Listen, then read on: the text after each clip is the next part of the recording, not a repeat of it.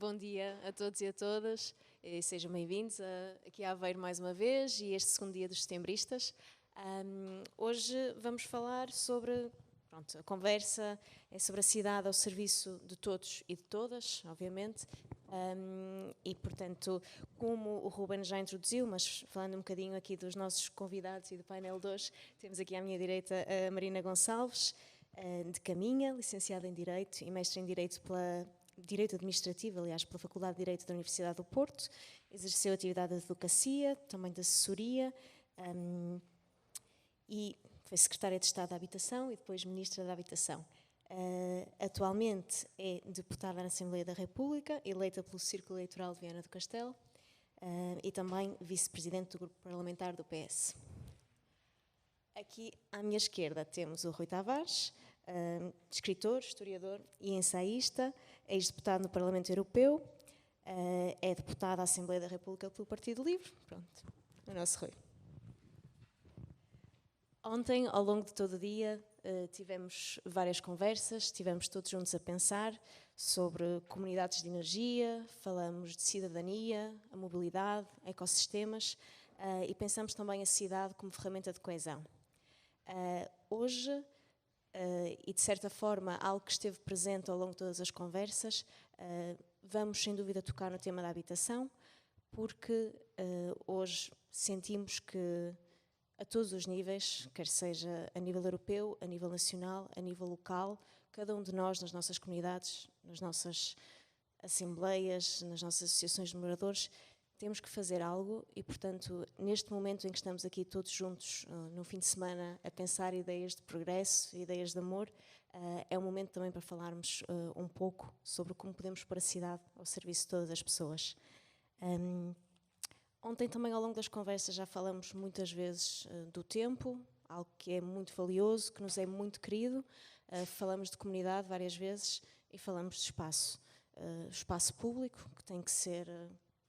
estar disponível, tem que ser acessível a todas as pessoas e, portanto, aqui a habitação como crise e emergência que sentimos a diversos níveis, também tem que ser abordada a diversos níveis e sabemos que com os retrocessos e todos os obstáculos que querem pôr e agravar ainda mais as desigualdades que temos no acesso à habitação, é importante não baixarmos os braços nesta luta por este direito básico.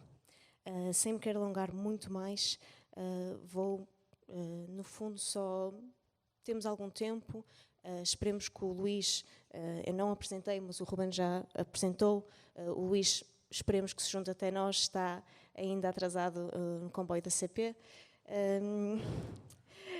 Geógrafo, como o Ruben já disse, filiado no Centro de Estudos Geográficos do Instituto de Geografia e Ordenamento do Território da Universidade de Lisboa, e esperemos mesmo que se junte a nós para também contribuir para esta conversa.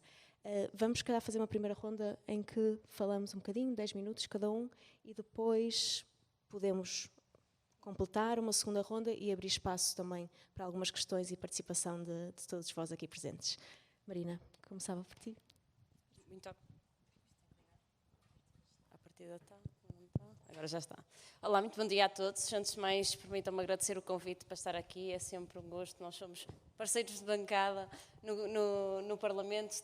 Trabalhamos muito em conjunto para algo que nos é comum, que é melhorar a vida de todos e encontrar propostas que nos permitam fazer esse caminho. E, portanto, agradecer-vos poder também aqui partilhar um bocadinho desta construção de cidade para todos, que é tão importante falar para todos mesmo. E é aqui este ponto que às vezes nos distingue tanto na forma como nós pensamos a nossa comunidade, na forma como nós pensamos as nossas relações e a forma como pensamos a vida de cada um, que é tão diferente em si na construção dessa cidade. E, portanto, agradecer muito o convite, espero dar algum contributo, ser útil para este debate, para mim certamente será útil. Bom, este tema é um tema muito transversal que não bate apenas na habitação, mas que tem na habitação a base. Nós fomos falando muito ao longo dos últimos anos e, felizmente, hoje a habitação é um tema central em qualquer debate sobre o papel da habitação na construção de uma comunidade e percebemos que realmente sem esta base, sem este primeiro direito, por isso é que também criamos um programa que se chama Primeiro Direito, nós não somos capazes de construir uma cidade de todos, uma cidade inclusiva, que obviamente não vive em si, a habitação não é em si o garante desta construção da cidade, mas é uma parte fundamental para que ela aconteça. E esta é uma discussão, até do ponto de vista político, muito profunda, porque há algo que logo no princípio nos distingue. É porque, ao contrário daquilo que acho que posso falar e abusar, e falando pelo livro, falando pela forma como o Partido Socialista defende a habitação, ao contrário daquilo que nós pensamos que a habitação deve ser mesmo para todos, nós temos muitos que consideram que o espaço não é igual para todos e, portanto, há quem possa viver na cidade e há quem tenha que viver na periferia e tem que ser dadas condições para se poder deslocar, como se a cidade não pudesse realmente ser uma partilha, como dizia, de espaço comum entre pessoas que são diferentes, que têm condições diferentes, e a vida é mesmo assim. Nós temos é que saber dar aquilo que é o fundamental de direitos, o fundamental da vida para se construir esta cidade. Isto é um ponto de partida muito importante, porque quando discutíamos políticas de habitação, e discutíamos, como dizia, ao longo dos últimos 10 anos, diria eu, de forma muito mais com programas mais robustos, infelizmente só nos últimos 10 anos, discutimos precisamente com esta base de porque é que estamos a investir e a olhar para o centro da cidade e a tentar construir em imóveis devolutos, que há tantos, políticas de habitação para todos, para as famílias com menores rendimentos, para a classe média também. Política pública estava mais assente, obviamente, nestes dois vetores. Porque é que o estamos a fazer quando a cidade não tem que ser para todos? E esta é a primeira premissa, esta é a primeira conclusão quer dizer, a primeira nota que vos dava para este debate, é que, efetivamente, nós temos mesmo que olhar para a cidade como um espaço onde, para a cidade, para os nossos meios urbanos, para cada uma das nossas localidades, como um sítio que eu posso escolher viver. E tenho que ter condições para viver nela. E viver nela tem, como dizia, muitas outras premissas, desde o transporte público aos serviços públicos, à capacidade, ao emprego e por isso ao desenvolvimento da economia, mas também da habitação. E este é um grande desafio que temos, porque nós temos efetivamente uma grande... Se isto por princípio faz sentido, nós temos aqui um grande desfazamento da realidade. Nós vamos falando sempre das famílias que precisam e fomos tendo uma política muito garantística de acesso à habitação pelas famílias que não conseguiam, com menores rendimentos, que não conseguiam aceder à habitação. E não fomos capazes de pensar que uma política robusta de habitação, que tenha um parque público sustentável, que tenha a capacidade de gerar resposta no mercado, que seja compatível com o rendimento das famílias, era a base para podermos criar realmente uma cidade melhor e construí-la também em conjunto, essa cidade. Se nós não formos capazes sequer de permitir que as pessoas se fixem lá, dificilmente conseguimos construir uma cidade comum.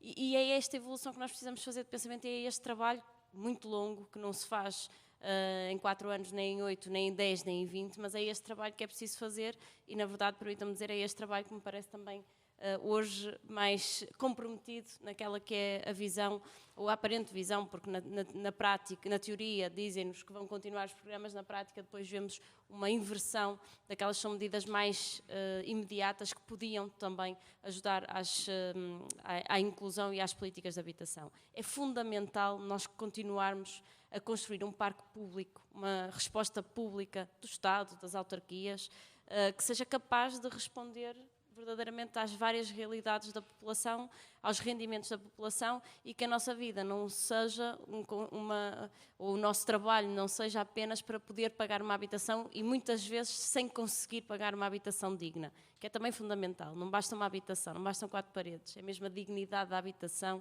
e aqui tem muita da componente que certamente falaram ontem também, e que sei que já tivemos várias conversas sobre isso no passado, a questão da eficiência energética, a questão do combate à pobreza energética, que é uma dimensão fundamental no acesso à habitação, mesmo para quem hoje tem uma habitação, mas que não é verdadeiramente a casa ou lar com a dignidade que queremos, e também esta dimensão é fundamental neste debate.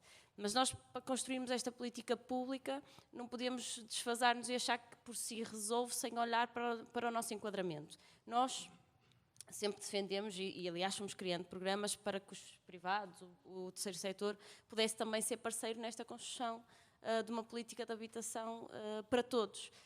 Não é um caminho fácil de se fazer, porque é um caminho que, na verdade, implica aqui, enquanto na habitação pública, nós não temos uma lógica, aqui um equilíbrio com uma lógica de rentabilidade, mas sim de sustentabilidade, diria-me, do investimento que é feito. No caso deste tipo de projetos, há uma segunda dimensão que torna este desafio mais complexo, mas há ainda uma terceira dimensão que torna o desafio ainda mais complexo e que, na verdade, estamos a assistir a um retrocesso naquele que é o garante de um direito fundamental, que é o direito à habitação, e que tem a ver com o curto prazo e com as condições que temos para conseguir acreditar que, efetivamente, a habitação não deixa de ser uma crise que é nacional, internacional, infelizmente. Obviamente o contexto não é apenas nosso, mas nós começamos, o nosso ponto de partida é muito pior, porque não temos respostas criadas, não fomos capazes de criar essas respostas ao longo do tempo, e por isso precisamos necessariamente de respostas mais imediatas, e temos alguns instrumentos que, não resolvendo de forma estrutural, podiam, de forma coletiva, em comunidade, pelo menos mitigar as dificuldades de acesso à habitação. Aliás, o ano passado discutimos com Mais Habitação muitas destas medidas e, infelizmente, nós estamos em completo contrassenso com aquilo que está a ser feito na Europa, por exemplo, nas limitações que devem ser impostas à utilização da habitação para outros fins.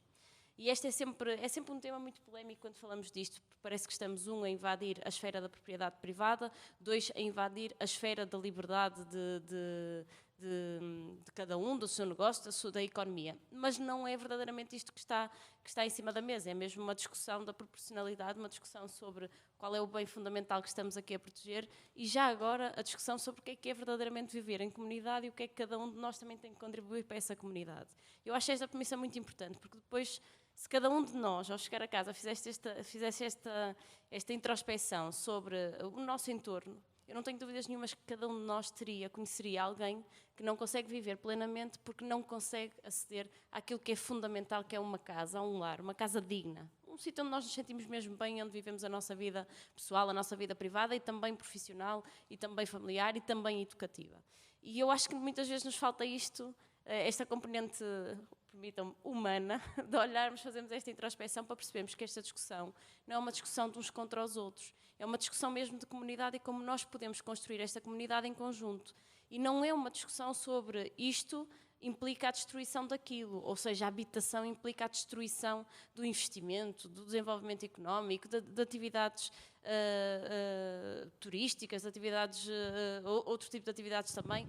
Podem aqui estamos no fundo com algumas medidas a limitar, porque é mesmo assim, a limitar pelo menos o alargamento destas atividades. Nós estamos verdadeiramente a encontrar esse equilíbrio, é perceber como elas são necessárias e em que proporção, mas já agora a perceber como é que a habitação é tão necessária e em que proporção e que papel é que nós temos para a sua concretização. E hoje vivemos verdadeiramente um momento onde essa discussão não é feita, não se quer fazer essa discussão.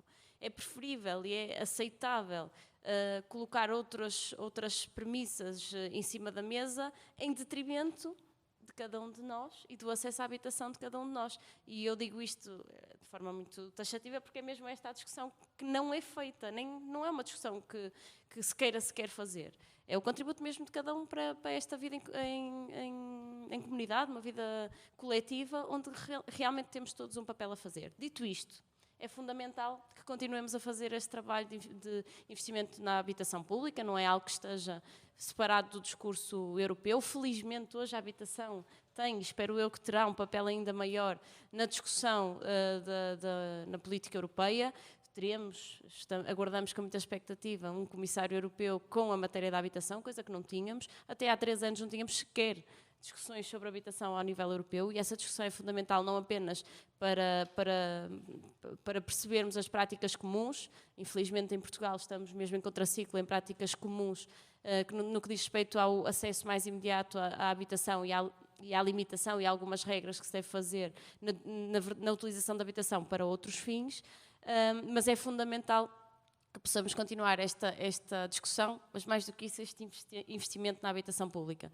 Eu centrei-me muito na habitação, embora o tema do painel acaba por ir muito para lá desta premissa. E eu dizia, e portanto terminava também com esta análise, é muito importante que nós possamos construir uma cidade para todos. Eu sou uma defensora de que toda a gente tem o direito de escolher o sítio onde quer viver, o direito a escolher o sítio onde vai fazer a sua vida profissional, pessoal e educativa. É uma liberdade que nos é dada, é uma escolha que nos deve ser dada e que nos cabe a nós, Estado, a nós, coletivamente Estado, construir essa capacidade de escolha, mas ela não vive sozinha. Se nós tivermos políticas de habitação que estejam descasadas de um pensar a cidade, seja nos transportes públicos, seja no acesso a serviços públicos, seja no acesso, obviamente, ao trabalho, à universidade, à formação de cada um de nós, esta política fica necessariamente coxa. E, portanto, tendo eu tocado naquele que é uma grande cocheira que temos no nosso país, que é a necessidade de continuarmos a reforçar as políticas de habitação e de fazermos um caminho a médio prazo, que demorará tempo, mas para solidificar esta política, ela não pode mesmo estar descasada de outras realidades. Eu tenho muita pena que o Luís ainda não tenha chegado, porque já tive muitos debates com ele sobre estas premissas e realmente a habitação sem o habitat, sem esta inclusão, sem esta capacidade de criarmos a comunidade, também não será o suficiente. E, portanto, não podemos nunca pensar numa cidade para todos se não tivermos estas várias dimensões, sendo certo que, infelizmente, há aqui uma dimensão que ainda precisa de um trabalho muito grande pelas autarquias, pelo Estado e pelos partidos políticos também, na discussão de melhores soluções, que demoram tempo, não são coisas que se decidam com um decreto ou que se decidam com um investimento apenas, são coisas que demoram tempo a solidificar, mas que não tenho dúvidas nenhumas que permitirá criar esta cidade para todos, que permitirá criar esta comunidade, porque é fundamental que não achemos que a solução para um problema tão grande é uns têm o direito a viver em determinadas zonas do nosso país, nos centros urbanos, outros têm que aceitar viver em piores condições, viver mais longe, não ter acesso àquilo para o qual trabalham, para o qual estudam, porque é da vida e nós somos todos diferentes. Eu nunca aceitarei esta premissa, continuarei sempre a defender um modelo que seja efetivamente de verdadeira comunidade e de cidade para todos, e isso implica não olhar para o território de forma diferente, somos todos iguais, temos o direito não é de sonhar, é mesmo de ter essa resposta por parte do Estado, e aí sim a responsabilidade é de todos, mas é do Estado em primeiro lugar. Muito obrigada. Obrigada, Marina.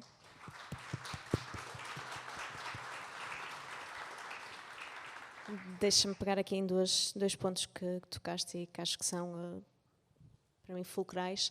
Ou seja, nós não estamos sós, não estamos sozinhos nesta questão, nem nós aqui nesta sala, nem Aveiro, nem Porto, Lisboa, não são cidades, não é só Portugal. E, efetivamente, isto é um problema que tem várias dimensões e temos que atuar a todas elas, baixando até ao nível em que cada um de nós o que é que pode fazer.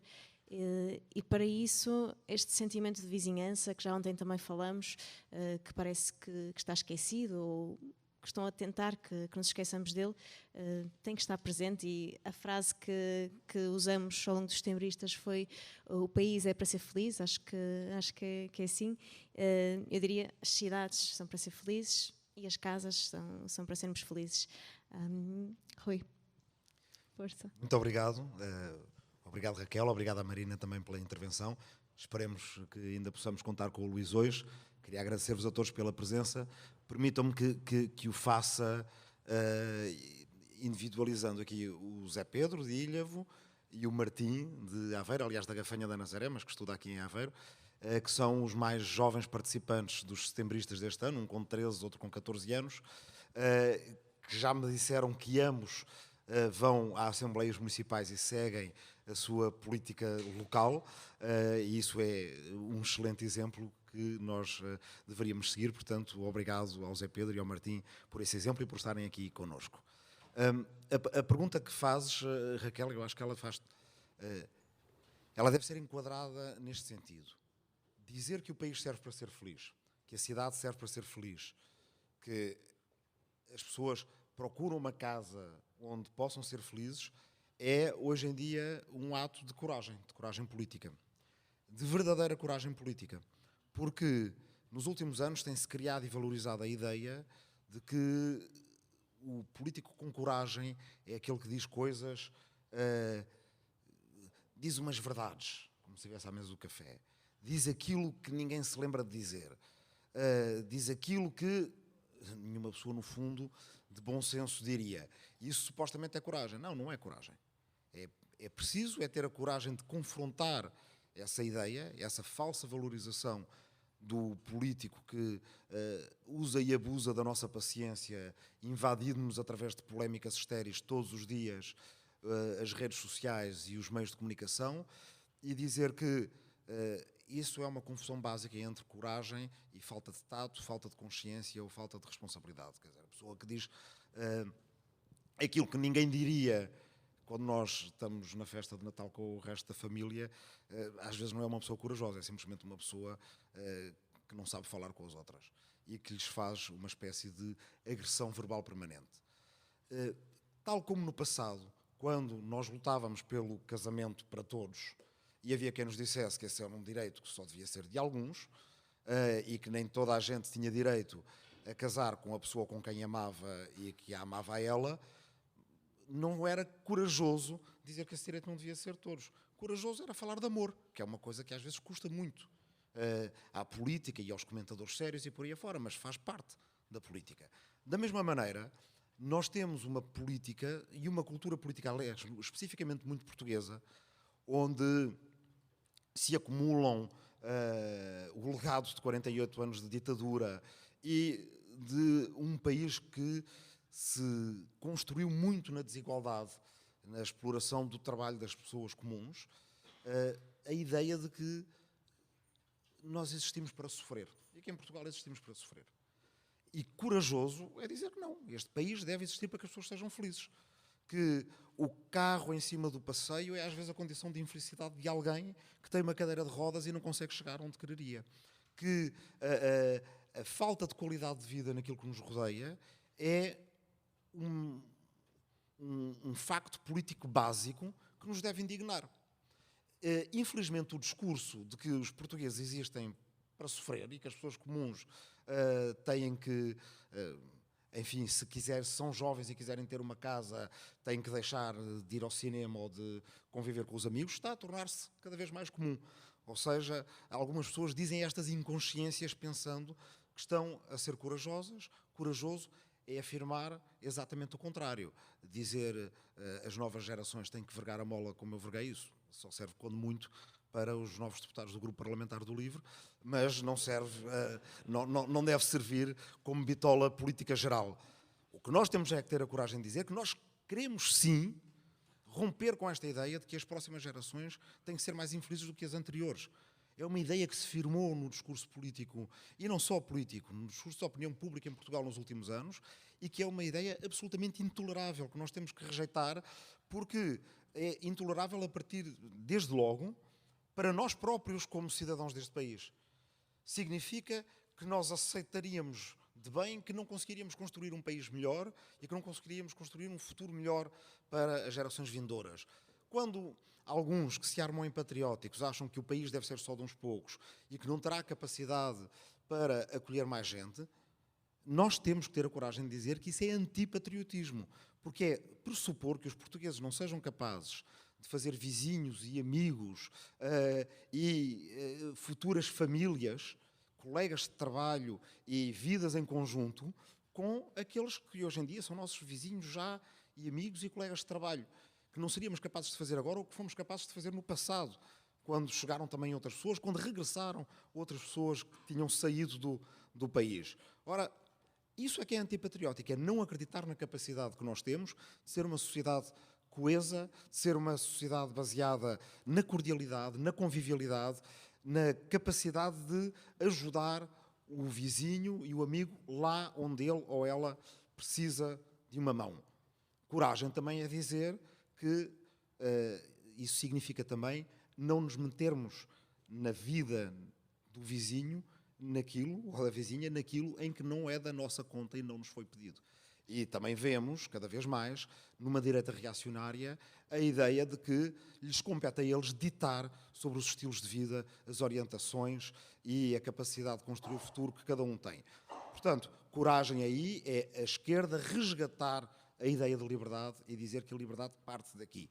Por isso, com muito orgulho, nós chamamos esta escola de verão, já de fim de verão, quase outono, os setembristas, porque os setembristas foram o primeiro movimento que chamou a si mesmo de esquerda em Portugal, porque norteou muito a sua ação política por construir, por fazer coisas e deixar legado, tal como os outros governos de esquerda em Portugal de aliança entre o centro-esquerda e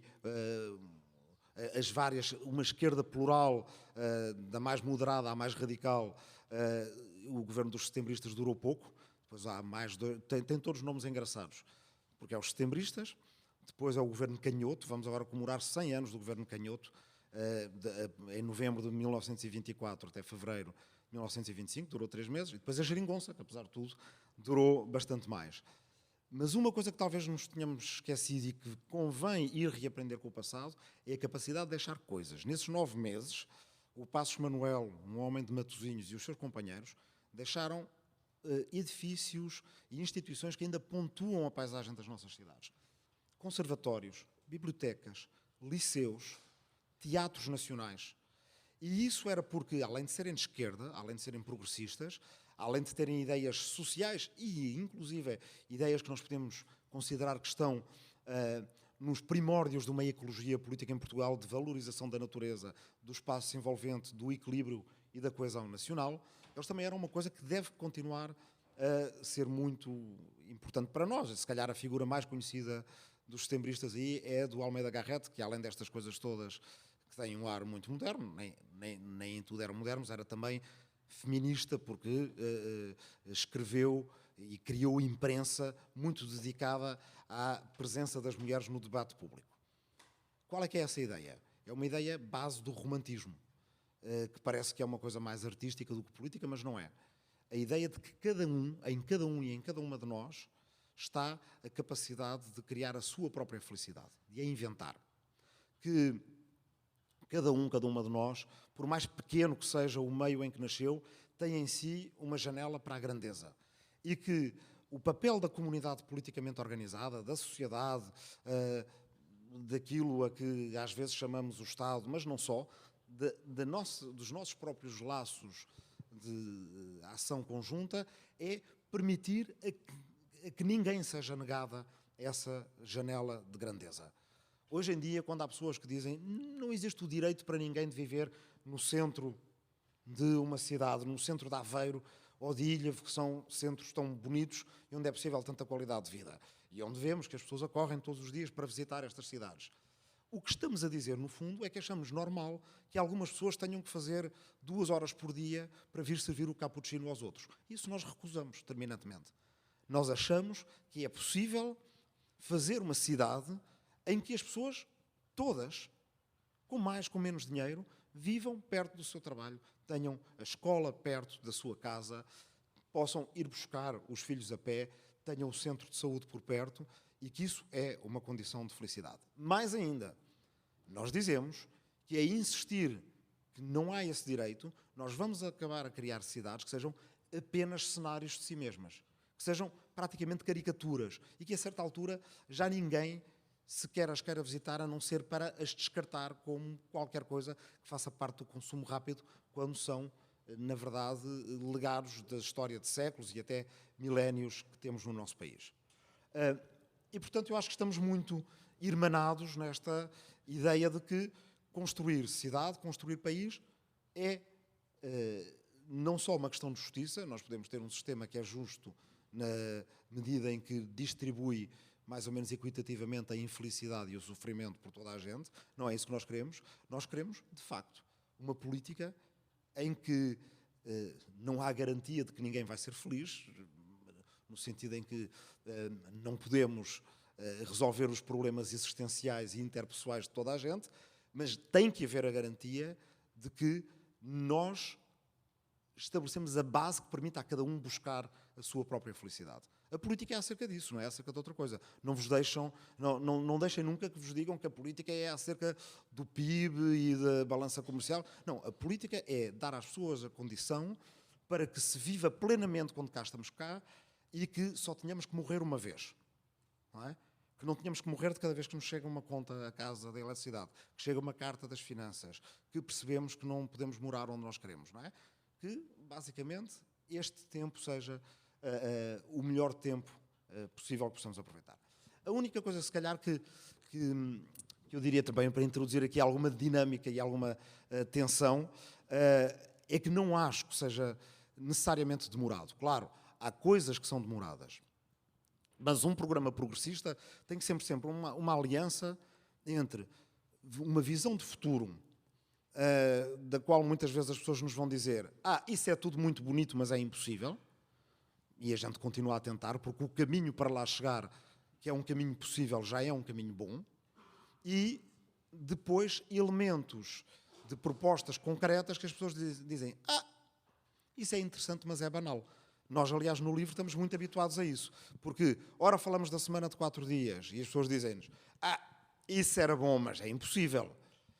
Ora, falamos de uma coisa como as veredas, que é simplesmente plantar árvores numa rua que liga um parque a um jardim e as pessoas poderem caminhar à sombra de um sítio até o outro e dizem-nos está bem, isso é interessante, mas não vai mudar o sistema do capitalismo tardio.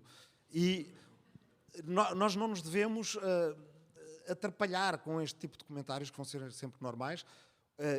Pelo contrário, devemos assumir que o nosso caminho político, o nosso programa político é exatamente isto.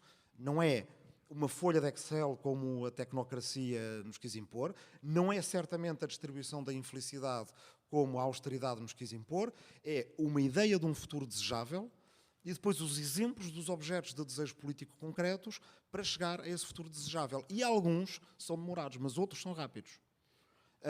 Nós, no próximo ano, vamos ter 2 desafios muito grandes, tendo em conta as eleições autárquicas que se aproximam. Um dos desafios tem a ver na relação entre o LIVRE e todas as forças de esquerda e da ecologia. A Isabel Mendes Lopes falou disso ontem. É o desafio de, se temos este diagnóstico sobre este perigo tríplice, se assim quiserem, da extrema-direita autoritária, dos novos reacionários e deste neoliberalismo que desvirtua e às vezes até avilta a ideia de liberdade, dizendo que ela é uma liberdade só para alguns, nós temos que ser consequentes com a crítica que fazemos e temos que ser capazes de agir em conjunto.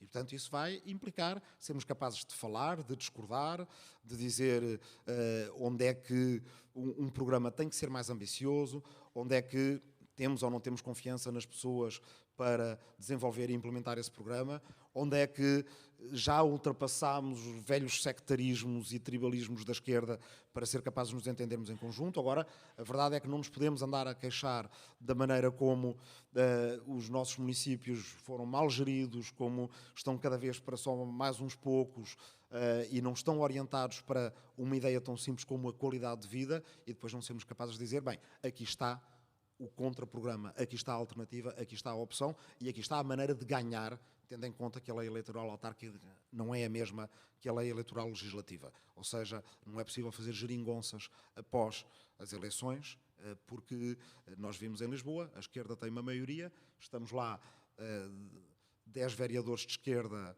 nas reuniões da Câmara Municipal, o Carlos Teixeira, que está aqui, está lá muitas vezes, a Patrícia Gonçalves, que não pôde vir ontem, estaria a moderar uma mesa, também está lá muitas vezes, e vemos como quantas vezes, quando aprovamos medidas, que essas é que são as tais que Carlos Moedas podia dizer que não são de esquerda nem de direita, como ele gosta muito. Acho que não é de esquerda nem de direita dizer que ninguém deve perder a vida por atravessar uma passadeira. Que uma família não deve ficar com um buraco ali, não é? À mesa de jantar para as próximas décadas, porque um carro não tinha um limite de velocidade de 30, que é o limite de velocidade com o qual nós sabemos que a maior parte das pessoas sobrevivem a um impacto. E que o próprio automobilista, porque não é uma questão de procurar uma guerra cultural entre peões e automobilistas, entre ciclistas e automobilistas, nós todos somos essas coisas todas, que o próprio automobilista não tem que viver com a consciência, não é, mutilada para o resto da vida por ter tido aquele acidente. Bem, nós aprovámos que o limite de velocidade devia ser gradualmente 30 e que devíamos começar pelas ruas interiores dos bairros. Que deveríamos começar pelo entorno das escolas, onde vamos deixar os nossos miúdos e miúdas. Bem, e não foi implementado. Portanto, faz falta não só ter maiorias de esquerda nas variações, mas faz falta ter aquele voto a mais que dá o ou a Presidente de Câmara. E, portanto, esse é um desafio muito concreto. No livro falamos dele com todo à vontade de quem acha que estas coisas, para se quebrar tabus, é preciso falar neles primeiro. E achamos que esses tabus estão a ser criados, estão a ser derrubados, queria eu dizer. Mas o segundo desafio é um desafio para nós mesmos. E aí regresso à questão da rapidez com que às vezes é possível fazer as coisas. Eu vou-vos passar o que é a minha cábula para programas eleitorais locais, de base local. É uma cábula que eu queria agradecer ao Martim, porque há bocadinho na conversa com ele lembrou-me de uma coisa que eu devia saber, mas que ele é que me lembrou, que é que os romanos, quando faziam uma cidade, eles percebiam bem da cidade na sua dupla dimensão de que foi falado aqui ontem, de civitas e urbes, não é? De conjunto de edifícios, mas lugar da cidadania. Aquilo que eles faziam primeiro era traçar duas ruas, que chamavam o cardo, é daí que vêm os pontos cardeais. O cardo quer dizer a dobradiça, ou os gonzos da porta, portanto é o eixo, e o outro eixo chamavam-lhe o decumano. Uma norte-sul, a outra leste-oeste. Quando eu penso num programa autárquico, começo por fazer exatamente a mesma coisa. Vocês, aqueles que trouxeram blocos e canetas, como deviam trazer para uma universidade de verão, façam-me esse favor. Vocês pegam na caneta e fazem dois eixos, não é? Que se interceptam como uma cruz. E nos 4 quadrantes, que são delimitados por isso, tem 2 dimensões do tempo e 2 dimensões do espaço. Porque, na verdade, a cidade como máquina de ser feliz é muito simples. Depois, na variação da Câmara, vamos ter pelouros com nomes escaganifobéticos e às vezes muito técnicos e temos que dividir aquilo. Mas os princípios são muito simples. As 2 dimensões do espaço são onde estamos e para onde vamos. É onde vivemos e como nos deslocamos. Não é? Mas às vezes o onde estamos também é o local de trabalho no qual estamos. Portanto, quando nós insistimos muito na questão do conforto térmico, é nas casas e é nos locais de trabalho. E nós sabemos que isso é importante para a nossa saúde e retira pressão sobre o Serviço Nacional de Saúde, mas que é importante também para a nossa produtividade, porque nos permite trabalhar melhor e mais felizes. Isto está no primeiro quadrante. Mas depois, como nos deslocamos? Os transportes públicos, o andar a pé, ou quando utilizamos o meio de transporte privado e individual, saber que o estamos a fazer em condições de segurança para nós e para os outros. E, portanto, aí temos a deslocação. São 2 coisas básicas na cidade. Nós vimos para as cidades para estarmos perto uns dos outros, mas depois temos que ir de um sítio para o outro. São as 2 dimensões do espaço. Nos quadrantes de baixo temos as 2 dimensões do tempo. E este tempo, os antigos chamavam-lhe o ócio et negócio. Quer dizer, o ócio, que ainda temos, é uma palavra que ainda temos, é curioso que eles começavam por aí. Tipo, o negócio, aquilo que nega o ócio, que é a labuta, o trabalho, o andar ocupado de um lado para o outro, busy, para eles devia ser a exceção, não é? Portanto, tinham ócio e depois tinham o que nega o ócio. Nós fazemos ao contrário, passamos muito mais tempo a trabalhar e depois, a seguir, temos um bocadinho para o lazer. Podemos chamar, nessas dimensões do tempo, o tempo prático, efetivo, não é? Às vezes chamamos-lhe o tempo útil, e o outro é o tempo livre, mas a gente sabe que o tempo livre muitas vezes é o tempo mais útil de todos. Não é? Temos os dias úteis e os dias livres. Nós queremos é que, já nem estamos a dizer que os livres ganham, mas ao menos que fique 4-3 em vez de ser 5-2. E essas são as 2 dimensões do tempo. O tempo que nós utilizamos como parte da nossa atividade profissional, económica e por aí afora, e o tempo do qual nós usufruímos, em que o tempo passa de outra maneira em que nós apreciamos o tempo. Porque o tempo é verdadeiramente a única grande coisa que nós temos e que é apenas nossa. O tempo de cada um de nós é apenas de nós e de mais ninguém, ou assim deve ser, porque evidentemente sabemos que muitas vezes a maneira como as coisas estão obrigadas nos obriga a vender o nosso tempo, a nossa força de trabalho, às vezes pelo mínimo possível. Ora, nessas 2 dimensões de tempo nós temos as coisas que têm a ver com, mais uma vez, nos transportes e nos locais de trabalho, a maneira como usamos o nosso tempo enquanto estamos a trabalhar, mas depois o resto, no lazer. Temos os parques, temos a vida cultural e por aí afora. E eu diria que se em cada uma, e essa é outra tarefa para cada um de nós e para nós aqui dentro do livro, para construir o programa, se cada uma de nós, ao olhar para a nossa cidade, ao olhar para a nossa vila ou para a nossa aldeia, ao pensar num programa para o próximo ano, pensarmos em ter elementos que mudam, de facto, no concreto, a vida de cada pessoa, no primeiro, no segundo, no terceiro e no quarto quadrante, nas duas dimensões do espaço e nas duas dimensões do tempo. Pode ser uma ideia pequena, mas isolar bem uma casa significa mudar a vida de uma pessoa, significa às vezes até salvar-lhe a vida, porque nós sabemos que no inverno há muita gente a tentar aquecer as casas com métodos inseguros e todos os anos temos mortes a lamentar. Aí está uma coisa, parece uma coisa muito concreta, é pagar para que alguém consiga isolar umas janelas, umas portas e ter uma casa melhor. Isso muda a vida. Ok, não acaba com o sistema, não sei o quê, mas muda e ajuda a salvar o planeta. Alguma coisa que muda a vida na dimensão das deslocações cotidianas, alguma coisa que muda a maneira como nós utilizamos o nosso tempo prático e efetivo do trabalho e alguma coisa que nos permita fruir muito melhor do nosso tempo, que é mesmo só nosso, que é o nosso tempo livre. Uma medida em cada um destes quadrantes, que seja visível e que seja fácil de explicar, e vocês vão ver que os vossos concidadãos no vosso município, na vossa freguesia, vai dizer: eu quero aquilo, eu quero aquela vareda, eu quero aquele edifício recuperado para uma biblioteca de coisas, a que chamamos Casa da Criação, e onde eu, que até sei dar umas aulas de trombone, não é o meu caso, não deve ser entendido literalmente, mas não o posso fazer em casa. Tenho um estúdio onde eu posso ter alunos e ganhar uns cobres e ensinar umas pessoas a tocar trombone bem como eu gostaria de poder fazer. Eu quero aquele local de trabalho onde não preciso de estar sempre e que está num antigo quartel desocupado e onde nós podemos fazer sedes de associações, creches, centros de dia e onde as pessoas podem estar em conjunto. Cada uma destas coisas é então aquilo a que costumo chamar um objeto de desejo político. Nós devemos desenhá-lo, devemos criar imagens com isso, devemos ter todos esses objetos de desejo político nos programas e devemos mostrar às pessoas, porque isso é uma maneira de mudar o assunto da falsa coragem dos inconscientes, dos irresponsáveis, daqueles que nos querem dividir, para aquilo que serve a todos, onde se faz vizinhança, onde na escola no exílio os vizinhos se encontram e contam da sua vida, mesmo que venham do outro lugar do mundo, e nós ensinamos português e eles e elas ensinam-nos nepalês ou farsi ou pashtuno ou quer que seja, onde podemos depois fazer as amizades, o amor e a felicidade que nos deve nortear para o futuro. Obrigada, Rui.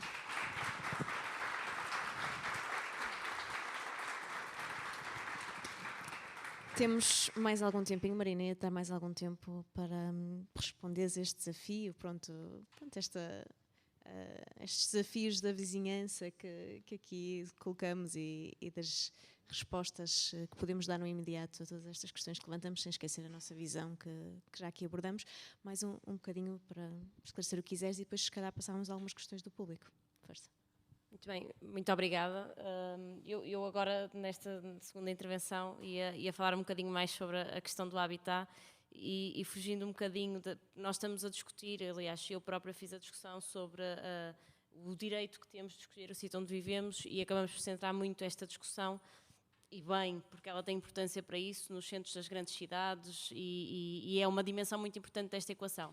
Mas eu se calhar ia para outro lado da equação que é também importante, que é o direito a escolher viver no sítio, nas nossas terras. Eu tenho aqui um conterrâneo, pelo menos, que sabe que muitas vezes a nossa escolha fica limitada, não infelizmente também pela capacidade de aceder a uma habitação em Lisboa, ou no Porto, ou em Aveiro, mas também nos nossos próprios territórios, pela dificuldade depois. Hoje em dia, infelizmente, também na habitação tem essa dificuldade, mas mais do que isso, o acesso a toda a outra parte fundamental para criar habitat e para criar comunidade e para criar a tal felicidade que me falava.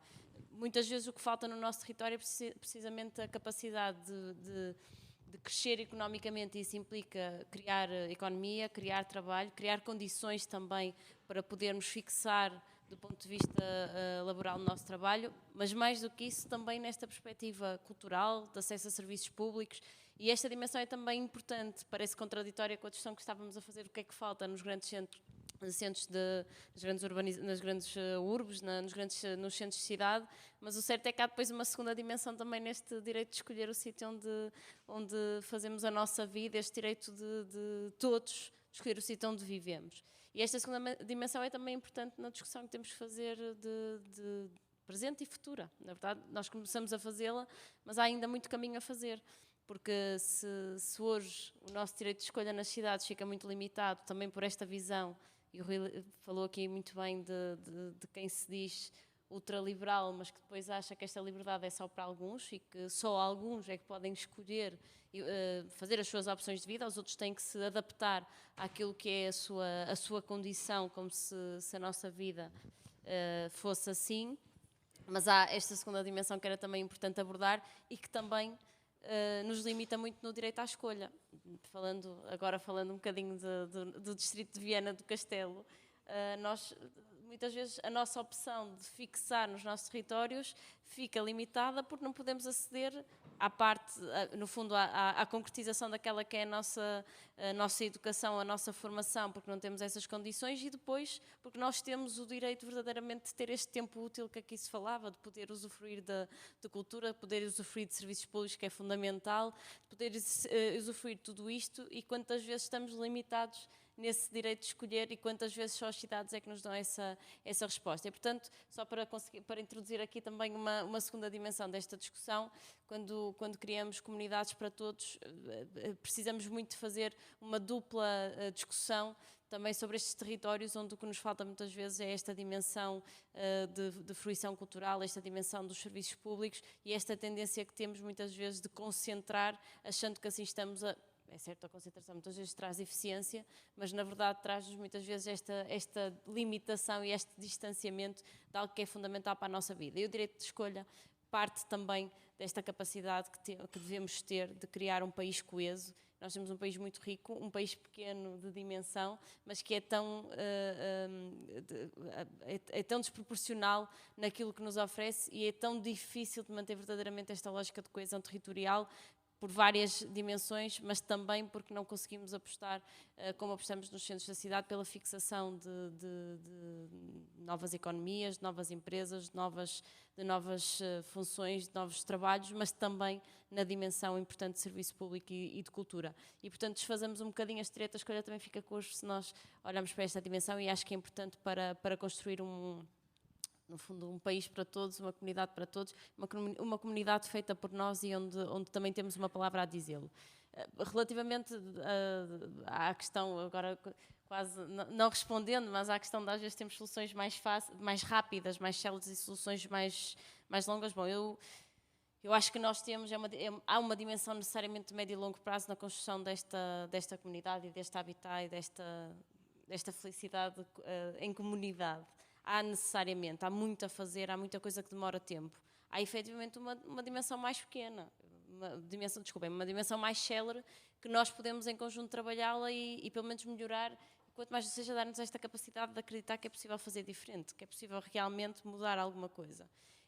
Não muda estruturalmente a nossa vida, não muda estruturalmente aquilo que temos que olhar, e digo isto nas várias dimensões do serviço público, da habitação, do transporte público, da economia, da capacidade de olharmos para os nossos setores estratégicos no país. Isto tudo demora tempo a fazer, não é algo que conseguimos fazer de um dia para o outro, mas não estamos assim tão afastados quando olhamos para o curto prazo e percebemos como é que podemos de alguma forma fazer o caminho e mostrar que o caminho é fazível e melhorar alguma coisa no curto prazo. Há, nestas várias dimensões, coisas a fazer, mas eu, pelo menos, não tenho a utopia de achar que conseguimos resolver tudo a curto prazo e que são pequenas medidas que nos permitem resolver de forma estrutural problemas. Ainda assim, não posso deixar de concordar. Às vezes há pequenas dimensões de trabalho em conjunto que no dia-a-dia nos trazem uma maior felicidade, usando aqui também o conceito que utilizamos que está necessariamente ligado à nossa qualidade de vida. E há coisas que efetivamente no nosso dia-a-dia podemos fazer para melhorar a nossa qualidade de vida nas várias dimensões.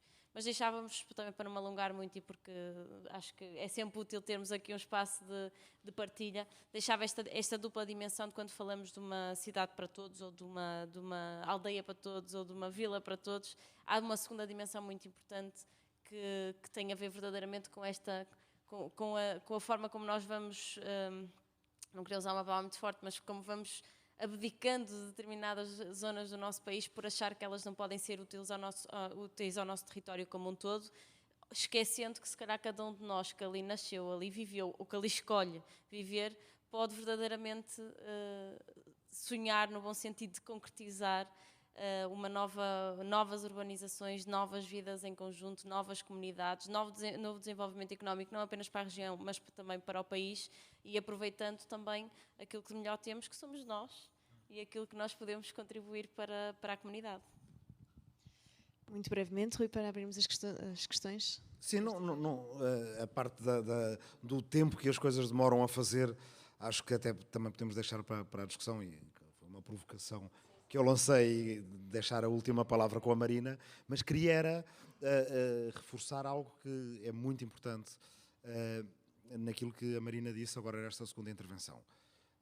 Acho que nós todos em Portugal, de certa forma, temos essa dupla dimensão de sermos cidadãos do mundo e aldeões do mundo. Quer dizer, toda a gente tem, ou na sua vida ou na vida dos seus antepassados muito próximo, essa experiência da aldeia que ainda nos marca identitariamente e que é muito importante e à qual podemos regressar e que até politicamente tem todo um aspecto a explorar de recuperação da autoestima, do amor próprio e de identificação com as pessoas, no sentido de com elas trabalhar, a elas falar, a elas ouvir e por aí afora, que é essencial.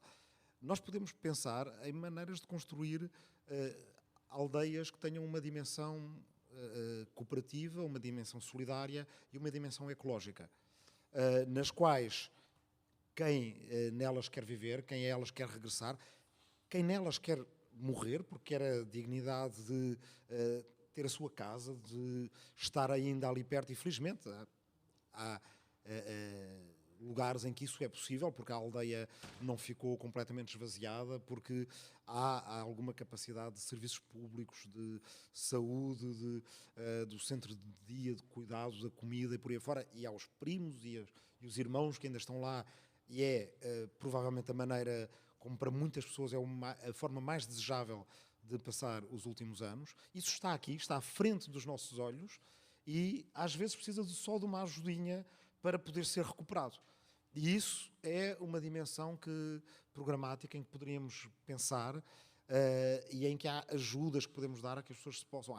Há exemplos também estrangeiros que são bons para replicar e há uma experiência já de coletividades locais, de trabalho local, também de autarcas, de juntas de freguesia, em que é possível trabalhar de forma a que estas aldeias sejam mais humanas e que possam ser mais intergeracionais e que possam também ser lugar de economia, onde as pessoas possam trabalhar. Isso é uma dimensão para trabalho conjunto muito importante para os próximos anos e espero que já consigamos ter algumas ideias disso no programa agora para as autárquicas. Acima de tudo, nunca jamais pensar que o progressismo, que a ecologia, que a esquerda em geral, que basicamente deixa os meios mais pequenos pela conta de outros, também é nas aldeias que se aprende essa generosidade e essa vizinhança que alguns querem destruir no país.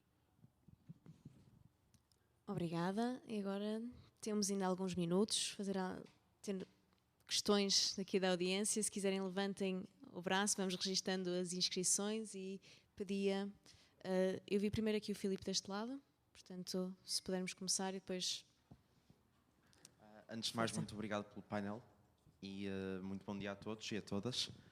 A minha questão estava um pouco relacionada também com a questão ambiental na habitação. Porquê? Porque nós no ano passado tínhamos em Portugal mais de 700 mil pessoas em pobreza energética severa e tínhamos entre 1 e 2 milhões de pessoas em pobreza energética moderada. A nível de questões ambientais, a crise climática que neste momento enfrentamos cria uma maior amplitude térmica, ou seja, invernos mais frios e verões mais quentes. Isto torna e cria ainda uma maior necessidade de uma habitação com qualidade para as pessoas, para enfrentarem estes problemas. E também, imaginemos a nível de uma questão de poluição a nível de ar, em que a presença, como o Rui Tavares falou, de árvores nas cidades, permitia também uma melhor qualidade de ar e, por consequência, também uma melhor habitação para as pessoas. Mais medidas é que nós poderíamos, neste sentido, avançar para melhorar a questão da habitação? Obrigado. Querem responder? À vontade. Mais perguntas? Ok. Alguma mulher queira questionar, neste caso, se tivemos homens a inscrever-se? Pensem nisso. Podem levantar, por favor, as mãos, só para registar. Patrícia, ok, força. Olá, bom dia. A minha pergunta é muito simples. Eu gostava de ter uma apreciação vossa do Construir Portugal, quer nos prazos, quer nas medidas, quer no sentido da política, que é bastante contrastante com o que vinha a ser feito. Obrigada. Ficas com as duas árvores. Se calhar pego na questão da pobreza energética e do desconforto térmico. É bastante impressionante como aqui há uns tempos isso não era exatamente tema em Portugal. E se há memória, precisamente, que muita gente tem da sua vivência de casa em Portugal, é do frio que se passa nas casas em Portugal, mas também da maneira como às vezes não nos apercebíamos disso porque tínhamos internalizado esta ideia de que a qualidade de vida não é a infelicidade das pessoas, não é um tema político. Às vezes, quando havia um primo que voltava de um país do norte e dizíamos: coitadinho, deves passar muito frio lá no país onde estás emigrado, e a resposta era: eu nunca passo tanto frio como passo dentro de casa em Portugal. E a pouco fomos apercebendo que esta é uma dimensão que toca em tantos aspectos da vida. Quer dizer, uma infância com conforto para estar a ler e a estudar e a fazer os trabalhos de casa ou não. A segurança da maneira como, quer dizer, como já vimos, se calhar vários de nós têm essa experiência, eu certamente tenho, de crescer a ver as braseiras que eram perigosas nas casas das pessoas ali à minha volta. E, portanto, há uma dimensão também de segurança com a qual temos que lidar. E para isso, sim, quer dizer, já houve fundos europeus e programas europeus e conseguimos, aliás, isso é trabalho conjunto que se fez com a proposta do livro do programa 3C, Casa, Conforto e Clima, que conseguimos criar, depois conseguimos alocar uma percentagem de 30%, agora se não erro, do REPowerEU, só que agora temos um problema, o REPowerEU acaba com os outros fundos também do PRR, eles acabam em 2026. Nós, no plano europeu, temos que lutar por haver um instrumento que seja uma espécie de PRR permanente. Esse é um debate que tem que se fazer e aqui há uns anos dizíamos que era um absurdo. Eu lembro de nos termos candidatado nas europeias de 2019 a dizer que a Europa precisava, no quadro do seu Green New Deal, de 500 mil milhões de euros anuais durante uma década. É um absurdo estes tipos, quer dizer... querem atirar dinheiro para cima dos problemas, etc. Agora vem o Mário Draghi dizer que são 800 mil milhões, não são 500 mil milhões. Não é? Ainda mete mais de 300 mil milhões por ano em cima. Mas, independentemente do que se passar a nível europeu, nós temos que fazer um combate muito grande no Parlamento atualmente pela implementação do programa 3C que já existe, nomeadamente que inclua pessoas que às vezes estão excluídas pela burocracia, pelo tempo que se gasta nestas coisas, e isso é através de um protocolo com a Associação Nacional de Freguesias, e é através de todas as ideias que vocês possam ter, porque todas são boas, para chegar às pessoas que efetivamente passam mais frio em casa no inverno e agora cada vez mais com as alterações climáticas, demasiado calor em casa nas outras alturas todas do ano, e ver como é que vamos meter dinheiro nisto, nacional, depois de acabar o REPowerEU. E, portanto, este é um combate para a próxima legislatura e acho que nós não devemos parar enquanto não tivermos instituído, estabelecido como um facto normal da vida consensual que, em Portugal, não se passa frio em casa e não se passa calor, não se está em desconforto, porque isso não é o normal quando se está na nossa casa. O normal é estar confortável. E que isso ainda por cima não é que saia caro. Depois, em tudo o que tem a ver com a saúde em todas as políticas, em tudo o que tem a ver com retirar pressão sobre o Serviço Nacional de Saúde, é uma medida que não só dá emprego, quando melhoramos as casas, como ainda por cima nos permite poupar dinheiro no futuro. Em caso de sinistro, de acidente natural, mais ainda, porque se tratamos de resiliência sísmica dos edifícios e apresentámos uma proposta para a criação de um indicador de risco sísmico que seja fácil de entender pelo cidadão comum, isso então significa muito dinheiro poupado e vidas poupadas também. E no local de trabalho, quando melhoramos o local de trabalho, significa mais produtividade, menos erros no trabalho, menos acidentes no trabalho e, portanto, também, mais uma vez, retirar pressão sobre o Serviço Nacional de Saúde. Há tudo a ganhar, não há nada a perder, o que é preciso é continuar o trabalho. Professora Marina, respondendo à questão da Patrícia. Estava aqui a pensar como é que respondia sem parecer que estamos sempre a comparar, porque acho que é o pior exercício que podemos fazer do comparar o que se fez com o que se faz. Acho que devemos olhar verdadeiramente quais são para as opções e para uma dimensão, as opções políticas e uma dimensão que eu falava há pouco, que é a dificuldade que às vezes se tem, porque é difícil de fazer, mas a dificuldade que se tem de discutir temas que são sensíveis, porque às vezes põem em causa a regulação existente, põem em causa o tal equilíbrio que é preciso fazer entre as várias dimensões da nossa vida coletiva e como às vezes temos que tomar decisões difíceis.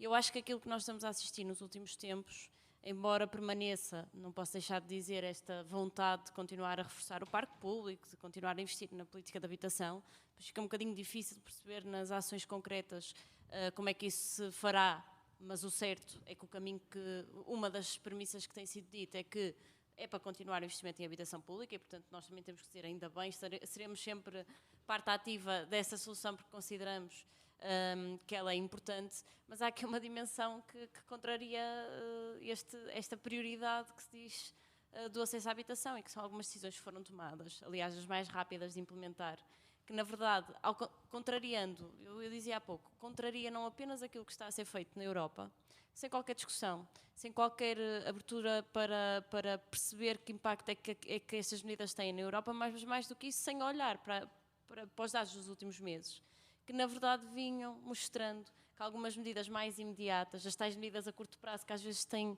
um impacto direto e que queremos que a médio prazo elas não tenham que existir, é bom sinal, é sinal que encontramos o equilíbrio, mas como elas tiveram um impacto na nossa, neste caso em concreto, na habitação.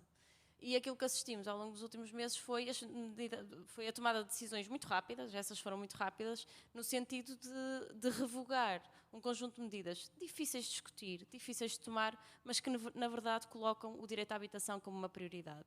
E digo relativamente à utilização da habitação para outros fins, e digo com alguns instrumentos que, como dizia há pouco, parece que estão a pôr em causa a propriedade privada, mas que na verdade apenas estão a dizer que o espaço existente devoluto, público obviamente, mas também privado, deve ser utilizado, neste caso em concreto para a habitação, mas o Rui dizia há pouco e com razão, também para outros fins. Nós temos muito património que pode ser utilizado, obviamente, para outros fins. Temos uma obrigação, uma responsabilidade enquanto Estado de o fazer e por isso é que estes programas assentaram muito no património existente, mas há também aqui uma avaliação coletiva que nós temos que fazer da forma como nós, privados, também utilizamos esse património. E esta é uma dimensão que está excluída por completo da discussão por parte no Construir Portugal, mas mais do que isso, na discussão política por parte deste Governo da habitação.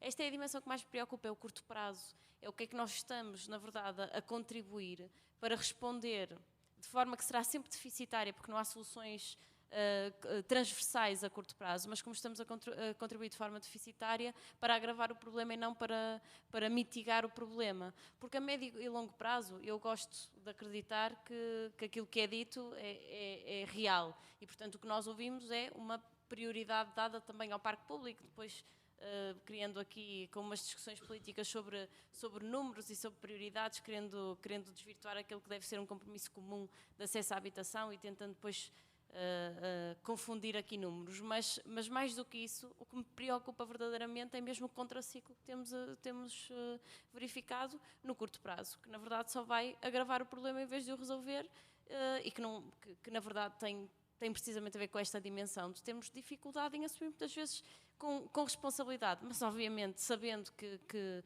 impacta muitas vezes na vida ou na atividade de outras pessoas, a responsabilidade de tomarmos decisões, sabendo que nesta proporcionalidade nós temos um direito maior a defender, que é o direito à habitação, e portanto esta dimensão de curto prazo preocupa-me muito, porque eu acho que os indicadores que teremos são indicadores de contraciclo.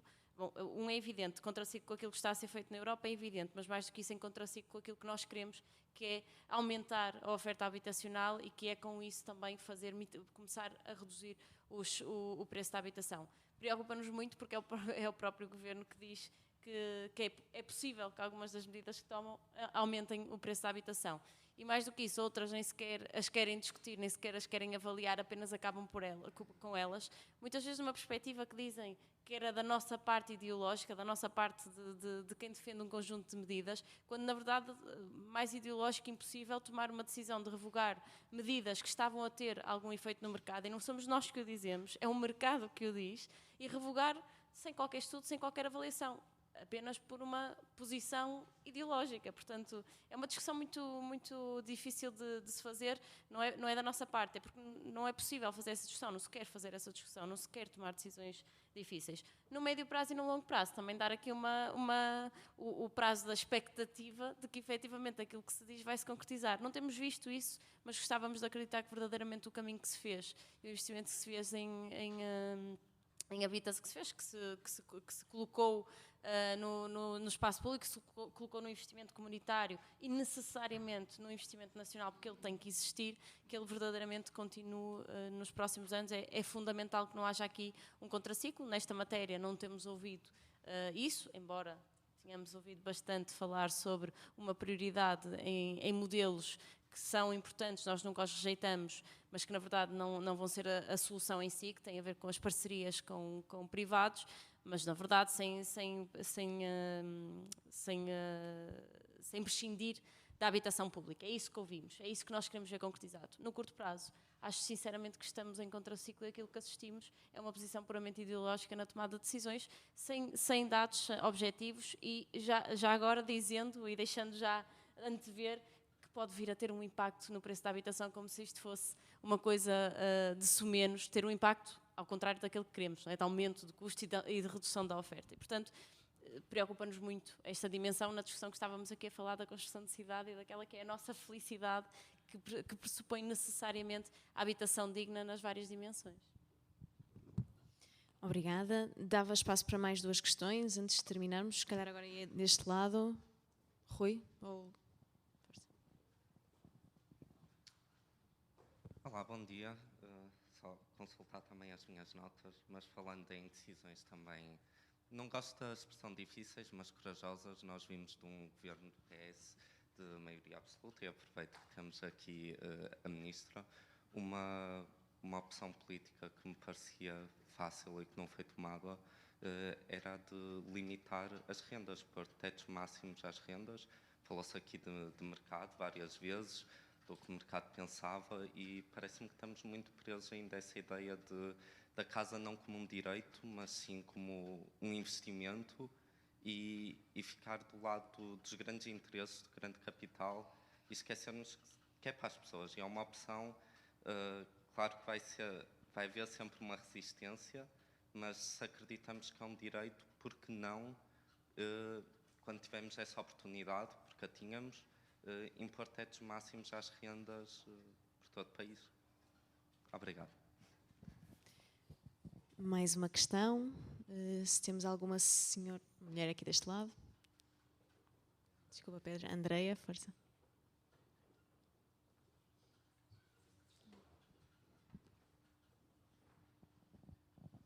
Obrigada. Eu queria só sublinhar aqui uma das questões que foi também falada, naturalmente não defendendo que as pessoas podem ser chutadas para qualquer sítio, desde que depois vão ter bons transportes para chegarem ao centro, aos serviços, às escolas, aos trabalhos, etc. Mas, de facto, para mim a questão dos transportes também é bastante relevante, nomeadamente o transporte público, que é uma dimensão que eu acho que tem sido muito pouco valorizada por todos nós, e pelos nossos sucessivos governos locais, metropolitanos, nacionais. E dando ali também o exemplo do Rui, não é? Que nós vemos também o primo que chega de fora, o primo que cá sempre andou de carro, sempre estacionou à porta de casa, sempre teve boas autoestradas e que vai para o estrangeiro e não leva o carro e anda em transportes públicos, ou anda a pé, ou anda de bicicleta. E é possível, não é? Não é nenhum desgraçado que quando chega lá fora não tem como se deslocar. E, portanto, queria só também um pequeno comentário sobre esta questão do também desinvestimento, não é? Mas da pouca prioridade que tem sido dada ao transporte público nas nossas cidades, no nosso país, enfim, também com as questões todas que se relacionam com a transição energética, com a crise ambiental, etc. Obrigada. Podemos responder, se calhar, Marina, a do Rui. Acho que... Eu vou tentar falar um bocadinho das duas, mas vou ser bem mais... Vou tentar ser mais célere. Bom, até porque não vou falar sobre... Não vou falar, quer dizer, não vou perder muito tempo a falar sobre as opções passadas, acho que fomos falando sobre isso. Mas há uma premissa fundamental quando nós discutimos soluções para um problema, que é o caminho e o objetivo a que queremos chegar. E às vezes nós nunca vamos, nesta sala, certamente concordar com a forma como nós chegamos ao objetivo. Eu digo isto porque eu acho que o fundamental é nós olharmos, eu já vou responder, não estou só a fugir à pergunta, o objetivo comum é um objetivo, que falamos aliás nas nossas intervenções iniciais, é o objetivo de que o Estado tem efetivamente um papel na regulação da política de habitação, coisa que nós não fomos tendo ao longo de muitas décadas e somos todos responsáveis por isso. Não tivemos essa discussão, mas o Estado tem efetivamente um papel e tem que tomar decisões para que o acesso à habitação seja efetivamente de todos. E o caminho não está todo feito, não está. E hoje o que temos é uma oferta completamente desajustada dos rendimentos das famílias e o Estado tem efetivamente um papel a dizer. Nós, a médio e longo prazo, temos aí, eu acho que nesta sala estamos todos de acordo, que é com um reforço na percentagem da habitação pública que nós seremos capazes, de forma estrutural, de resolver um problema. Como dizíamos também há pouco, não é algo que se faça de um dia para a noite e, portanto, é necessário tomar decisões difíceis, corajosas, depende da dimensão em que vejamos essas medidas. Mas há uma dimensão, quando as tomamos, que nós não podemos também desvalorizar na equação que fazemos, que é o impacto que tem para o objetivo que queremos alcançar. Isto porquê? Porque nós, uma das medidas que ainda está em vigor para já, embora já não me recordo, mas acho que no programa do Governo estava lá a revogação, mas que não está no Construir Portugal, se bem me recordo, é a questão da limitação nos novos contratos, a limitação nos valores dos novos contratos. Nós fomos introduzindo mecanismos que, se me perguntarem, eu acho que são mecanismos que com o tempo era importante que não estivessem. Porquê? Porque é sinal de que a política de habitação de forma estrutural resolveu, que não é preciso colocar mais limitações para a solução do problema. Diferente é como é que nós a curto prazo conseguimos enquadrar um conjunto de instrumentos para tentar que o mercado se adeque às respostas habitacionais. Temos várias medidas, não é uma medida em si que identifica também aquilo que já se fez ou aquilo que está hoje em vigor.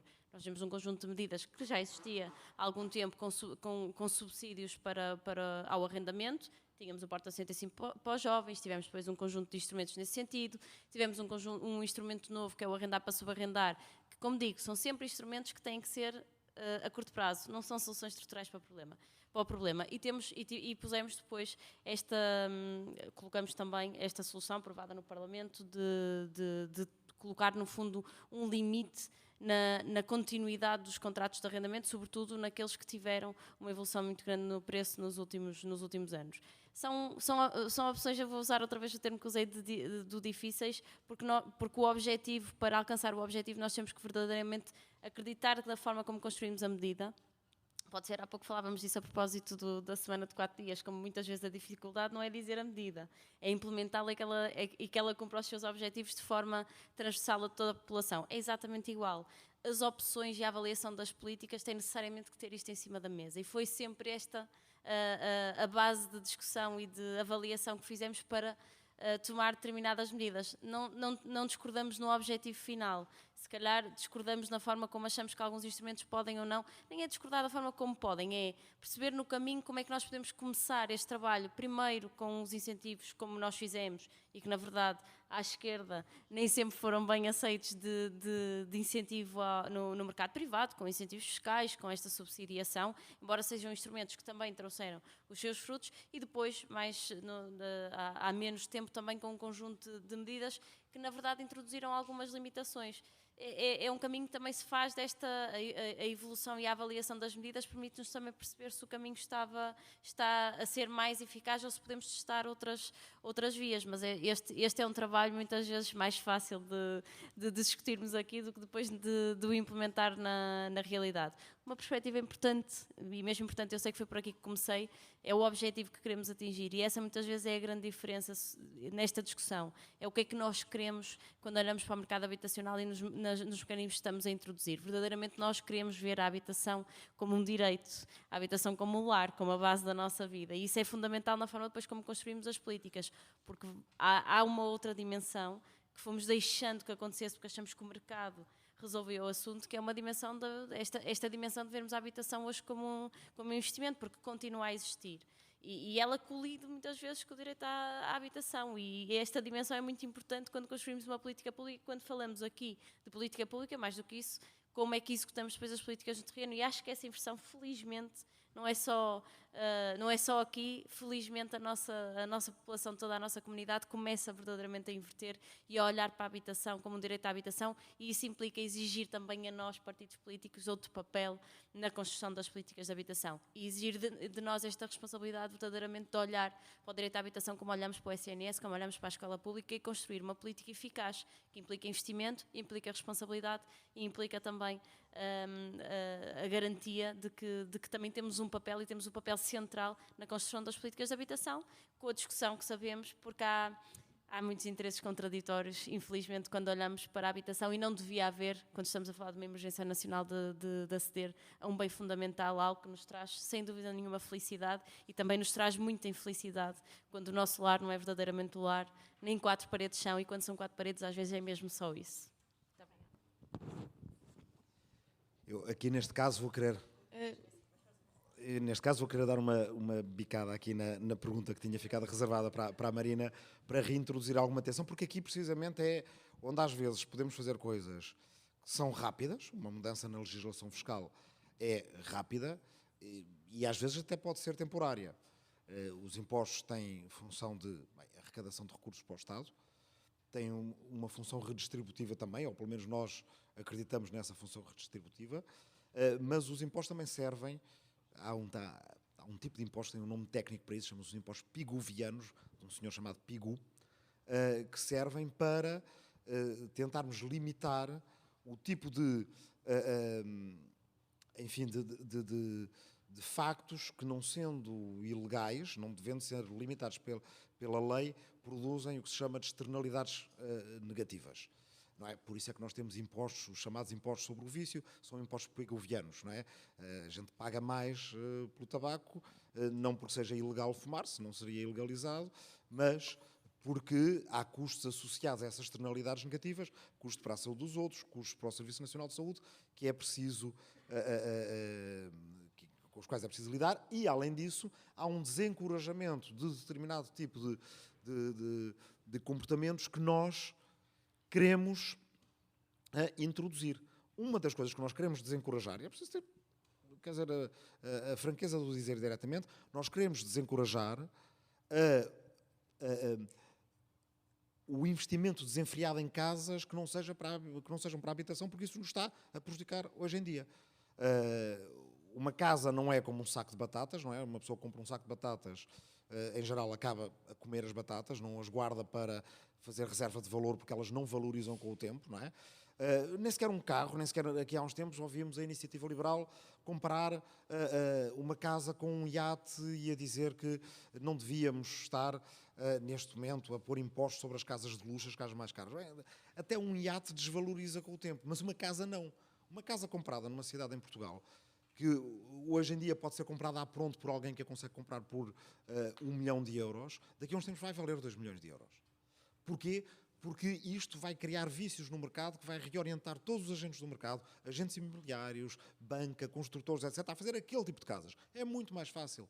É muito mais fácil vender a quem pode pagar a pronto uma casa por 1 milhão, por 2 milhões, que de repente já é 3 milhões, 4 milhões. Nós habituámos-nos a dizer números sobre as casas nas nossas cidades que aqui há pouco tempo ainda nos teriam deixado completamente abismados.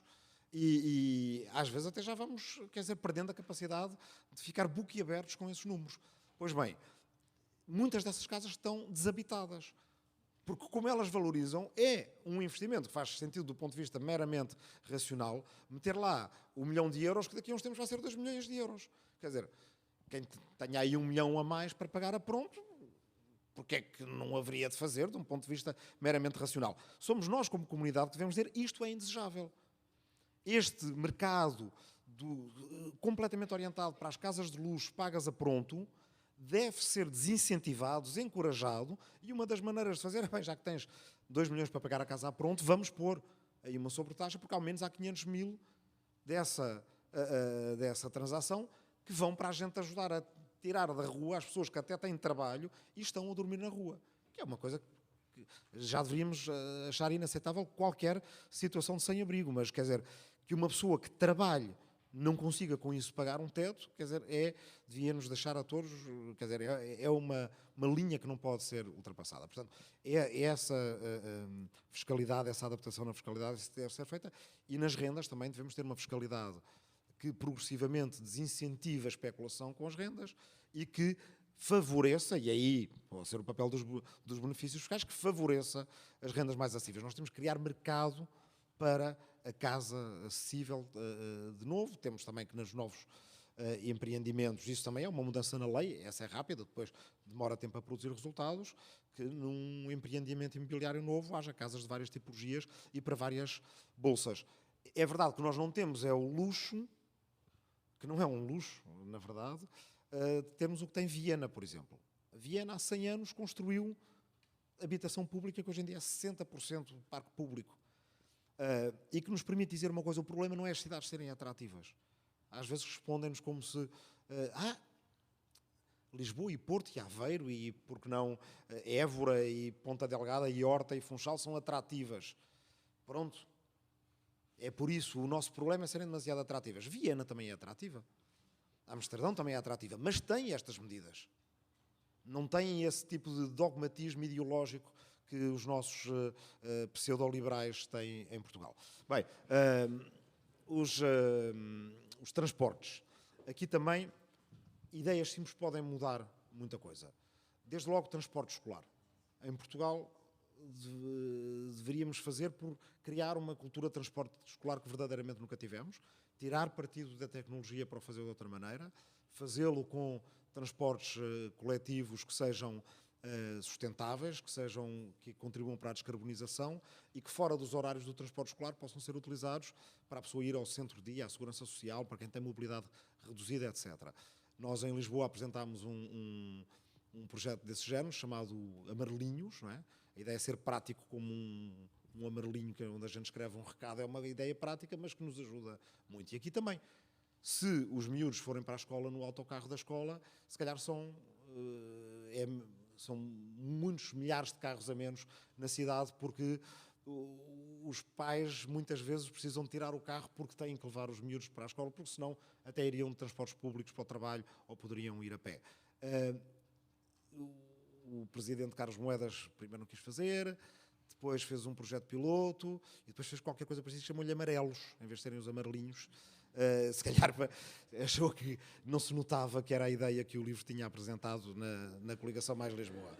Mas isto muda muita coisa. E o transporte público, ele precisa de ser acessível, precisa de ser seguro, precisa de ser recorrente, frequente e prático. Para que, a partir do momento em que a pessoa o use, pense, isto é a melhor maneira de andar na cidade. Deve ter canais dedicados e, portanto, isso deve dar garantias de que a cultura do automóvel privado que nós utilizamos não é incentivada a nível público. Aqui a questão não se trata de uma guerra cultural entre automobilistas e os outros. Nós somos as mesmas pessoas a utilizar vários meios de transporte. Aqui há uns anos o historiador e escritor Paulo Varela Gomes tinha uma frase extraordinária, que é: tirem os nossos carros de cima dos nossos passeios. Quer dizer, nós somos o problema e somos a solução. Hoje em dia, e quem agora regressou à cidade, se saiu da cidade durante o mês de agosto e teve a experiência de ver os miúdos, passado poucos dias de regressar à cidade, a tossir e já a ter problemas respiratórios, porque as nossas cidades estão mais poluídas do que estavam de antes, apesar de já terem bastantes carros elétricos individuais que também contribuem para os engarrafamentos e por aí afora. Quer dizer, tirem os nossos carros de dentro dos nossos pulmões e de dentro dos pulmões dos nossos miúdos. É uma questão de segurança pública. A gente vê o que uma doença respiratória provoca, vimos durante o Covid. É um risco suplementar para a vida da pessoa. Portanto, nós infelizmente temos autarcas que estão basicamente nas mãos do lobby do setor do automóvel privado, e é preciso ter coragem para confrontar isso, e eu acho que é para isso também que serve a convergência e o programa e a eficácia do programa que queremos fazer no próximo ano. Maria, não sei se tinhas dito que há pouco tinhas... Não era só relativamente a esta questão dos transportes públicos, até porque vou outra vez usar o exemplo de quem vive em Viana e trabalha em Lisboa. E é fundamental nós podermos investir no transporte público e continuar a fazer, sobretudo, um instrumento na ferrovia para poder ligar o nosso país, não apenas a Espanha, mas poder ligar o nosso país é fundamental. Esse caminho na perspectiva da coesão territorial que falávamos há pouco, é importantíssimo, e depois, obviamente, dentro das nossas cidades é fundamental podermos dar estes instrumentos, não apenas com o transporte público, mas também com outras formas de nos movimentarmos, mas aqui há uma segunda dimensão também muito importante, que é cultural, e é nós começarmos verdadeiramente a criar. Eu acho que hoje já é completamente diferente se tivéssemos a discussão há 10 anos ou termos hoje esta discussão, mas realmente começarmos a cultivar também perspectivas diferentes e outras formas de nos movimentar nas cidades, com o que existe, sem prejuízo de todo o investimento que é preciso fazer. Só uma nota relativamente à questão fiscal na habitação, e só para complementar aquilo que se falava, nós hoje temos alguns instrumentos que no fundo fazem a diferenciação fiscal em função também do valor das rendas, porque o arrendamento acessível, o programa de arrendamento acessível faz precisamente, que foi renomeado Programa de Apoio ao Arrendamento, faz precisamente essa distinção, mas os municípios, e aqui até na perspectiva autárquica que falávamos, têm um conjunto de instrumentos que dependem de decisão, obviamente, municipal, porque são impostos municipais, mas têm hoje instrumentos também para fazer essa diferenciação, seja a nível de IMI, seja a nível de IMT. E esses instrumentos muitas vezes são uma forma, eu vou pôr numa dimensão diferente da que o Rui pôs, o Rui disse desincentivar, eu vou dizer incentivar a promover rendas mais baixas, porque acho que a política fiscal tem esse, não é um fim em si mesmo, não resolve problemas estruturais, mas tem este efeito. Eu gosto de colocar mais na perspectiva positiva de incentivar a que os proprietários encontrem também aqui uma forma natural. Um proprietário procura também outro tipo, eu falava há pouco dessa distinção entre a habitação pública e procurarmos a sustentabilidade das operações e a rentabilidade que o privado procura, podermos com estes instrumentos casar estas duas dimensões e poderem ser também uma parte útil nas várias dimensões, também aqui na habitação. Pronto, eu coloco, era só para alimentar aqui a polémica, eu coloco na lógica de incentivar e não desincentivar comportamentos. E assim terminamos, já estamos na nossa hora e foi uma conversa muito boa. Obrigada a todos, obrigada Marina, obrigada Rui, e pronto, e espero que consigamos sair daqui com esperança e com a coragem de sermos felizes.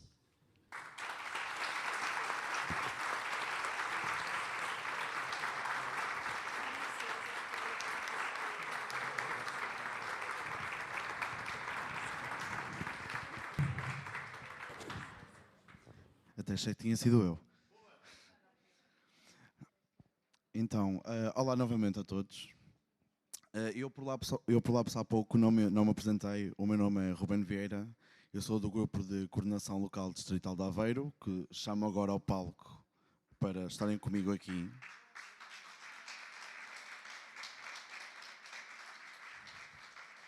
Eu, neste evento, fui um bocadinho a cara no palco pelo JCL, mas isto não faria sentido sem eles e não conseguia de todo trabalhar sem eles.